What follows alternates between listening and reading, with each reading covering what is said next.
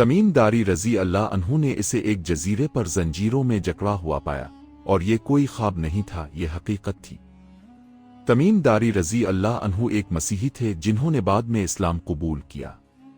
وہ ایک بار سمندری سفر پر نکلے۔ طوفان نے انہیں ایک انجان جزیرے کی طرف دھکیل دیا۔ وہاں انہیں ایک عجیب مخلوق ملی، زنجیروں میں جکڑی ہوئی، جس کی آنکھوں میں ایک عجیب چمک تھی۔ اس نے پوچھا، کیا احمد صلی اللہ علیہ وسلم مبعوث ہو چکے ہیں؟ کیا عرب کے لوگوں نے انہیں قبول کیا؟